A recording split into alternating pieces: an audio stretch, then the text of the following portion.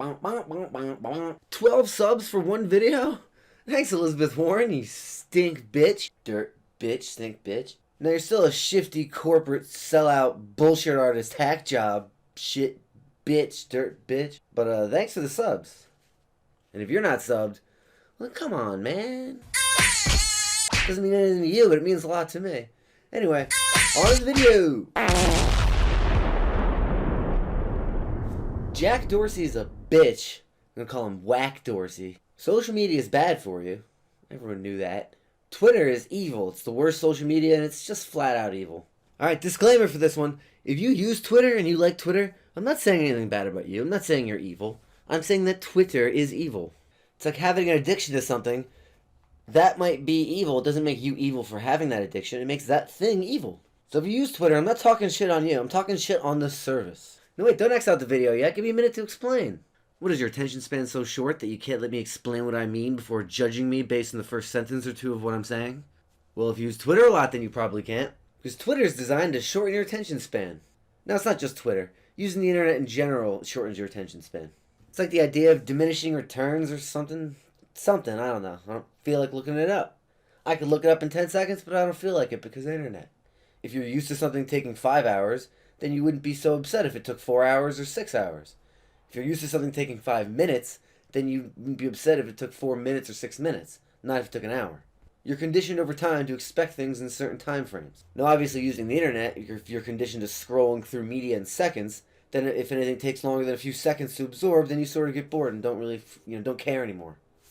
A damn flop. I think that people are conditioned to take in as much information as possible when they do have free time. And that would help you in an evolutionary sense, because when you maximize your free time to gain as much knowledge as possible. Because people didn't usually have that much free time. Now we have way too much free time, and we don't care to spend any time trying to get anything, because it's all given to us so quickly. So that's why people have almost non-existent attention spans. And if you let them be without their phone for a few minutes, they start to freak out, because they gotta be doing something. I won't look at it. Sir? I can't not touch it. Okay, then we're gonna have to take it away. Thank you. Okay, I cannot have my phone. I'm sorry. I want to be with my phone. All right. In the old days, it would take hours to do something. You'd spend hours working on your calligraphy. Nowadays, people can't even be bothered to spell words correctly. And that's simply because of the amount of time it takes to become gratified with things now. In the old days, it might have taken a couple hours, so you'd be fine if it took an hour. Nowadays, it only takes 10 seconds. So if it takes 3 seconds, you're like, okay. If it takes 5 minutes, you're like, screw this. No, wait, 5 minutes. Go get a little kid nowadays and have them download a picture like we used to back in the day, when you'd actually download a picture line by line. They won't do it. They'll get bored and they'll get up and walk away before they would sit there and actually wait for something to download at 3 KB a second. Now, that idea doesn't really make the internet evil. It's just a side effect of the internet and side effect of the amount of information you can get. Now, I'm not saying that that's what makes Twitter evil. But that effect, with Twitter, working in tandem with another effect of Twitter, is what makes it evil. It turns people into the worst possible versions of themselves. Twitter makes it into a really good idea to exaggerate your opinions. Now imagine you're at one of those cool high school kid parties that the kids like to do. And somebody goes to drink a big beer funnel, a big beer bong or something. And then they go to take a sip and it goes in the wrong pipe and it spills all over them. And then there's a short silence and someone's like, hey, I'm pretty sure you're supposed to drink that? You know, it's like, funny. Good one. Now you've all felt that, I hope. And it's a good feeling. Like making a good joke, killing the room, basically. But the thing is, you only get so many chances in a real day to do that. And you have to bide your time and wait for the socially acceptable moment to do so. That used to be called, like, charisma or something. But imagine the ability to do that all the time. About any subject. Within the arena of every motherfucking person on Twitter. What do you think that does to people's comments when they're up against butt-fucking everyone everywhere and everyone gets plenty of time to think of the most clever thing that they can think of? It makes it a great idea to have the most noticeable comment, which makes it a great idea to exaggerate yourself, so that way people will see it. So everyone is trying to outdo one another. Maybe they say things that they don't mean quite as much, just because their normal opinion might be a little too nuanced to fit into the character limit. Maybe it isn't as radical as the next person's, and then nobody will notice it.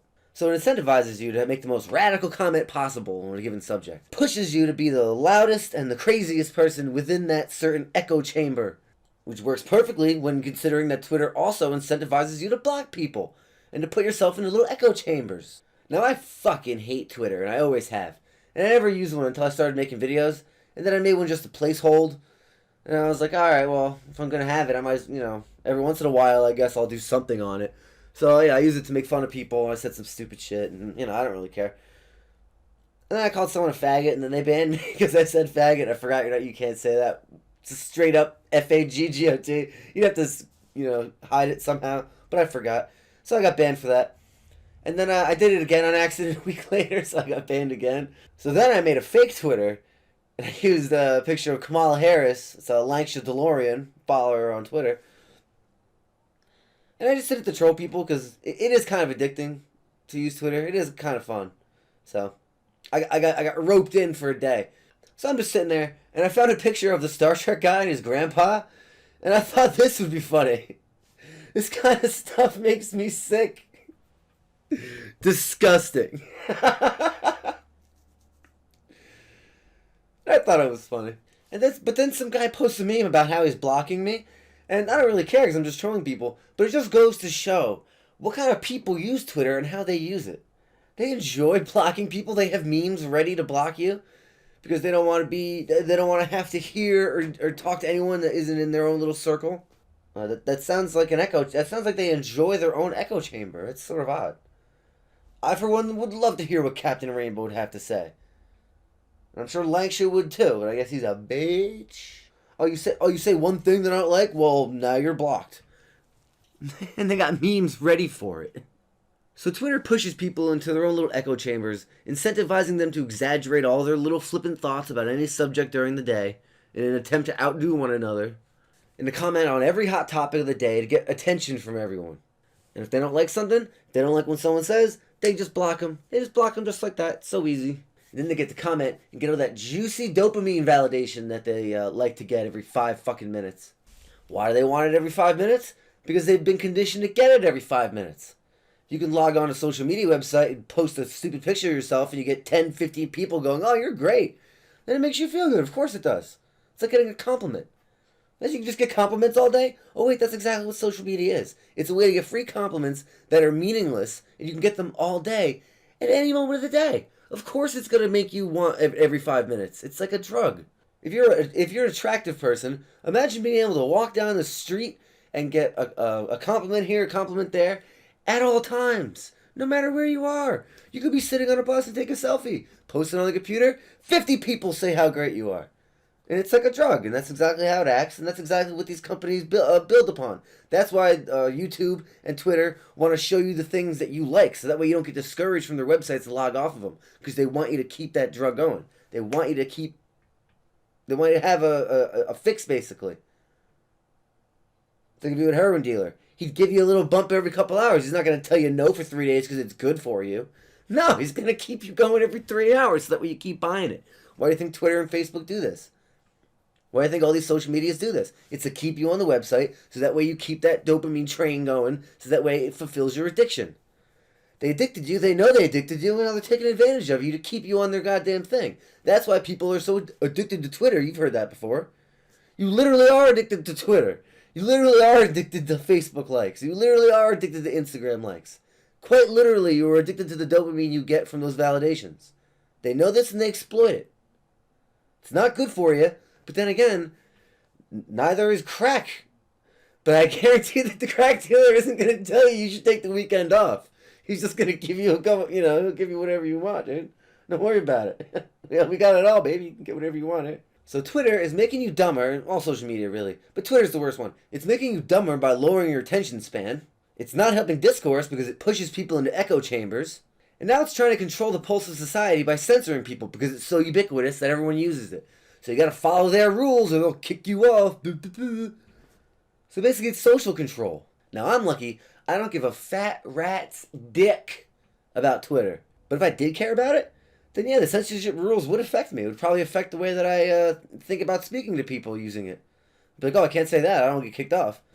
I don't fucking give a shit, so I'll still say whatever I want. But if I did care, it would, it would basically be a form of social control. And finally, Whack Dorsey is a big stink dirt bitch. Why is he such a bitch? Did you watch the Whack Dorsey Tim Pool Joe Rogan interview where he's talking about Tim Pool's talking about him throttling people? He wouldn't admit it. He wouldn't admit it until the goddamn last few minutes. And that's why his accounts were suspended. Did you investigate Jonathan Morgan? I don't know who that is. Facebook banned him, and as well as 4 other people, but Twitter didn't. I He's still believe we active. did ban the accounts that were engaged in the behavior. I do remember Well, that's sending worse. this to Video Yeah. Entertainment. That's worse, though. 3 hours later. We're a company of so many resources, finite people, and we need to prioritize. And we've decided, you may disagree with this decision, but we've decided that physical safety and the admission of off-platform ramifications is critical for us. And we need to be able to be a lot more proactive in our enforcement, which will lead to stronger answers. And we want to focus on the physical safety aspect. And doxing is a perfect example that has patterns that are recognizable and that we can move from. I hear it, and I just feel like, you know, the conclusion I can come from the conversation is you're going to do what you think needs to be done. I think what you're doing is wrong, and ultimately nothing's going to change. I don't think anything's going to change. I think you're on your path, you know what you need to do, and you're trying to justify it. And I'm looking at what Twitter is doing as very wrong, and it's oppressive and ideologically driven, and I'm trying to justify why you shouldn't do it, but nothing's going to change.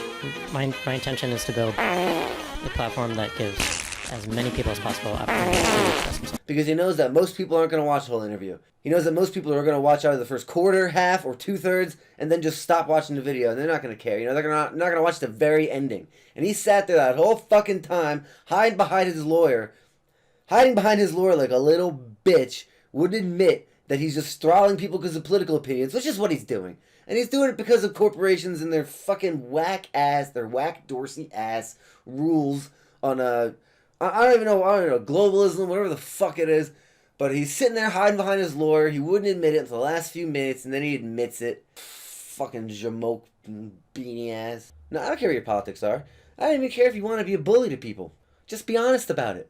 You can be whatever you want. Just be very clear and honest about what you are. Don't sit there and pretend like you're something you're not. Oh, because you're too afraid to admit, oh yeah, we throttle people based on political opinions. Just say it.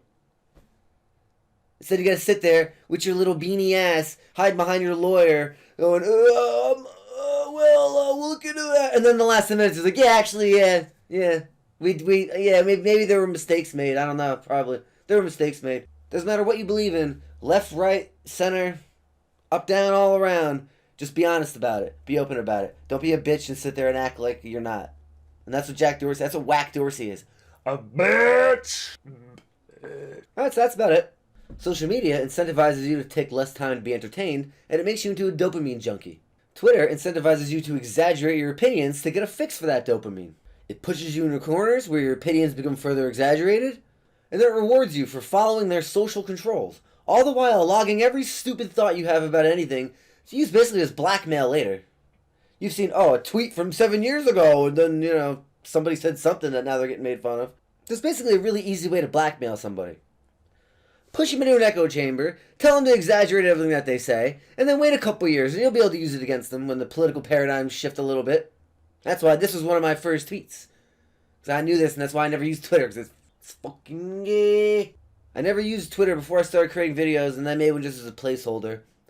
And even using it just as off on the side, just every once in a while, I see that it's fucking evil, it's addictive, it's stupid, it makes you dumber, and you should all stop using it. Oh, and also, Jack Dorsey is a fucking bitch!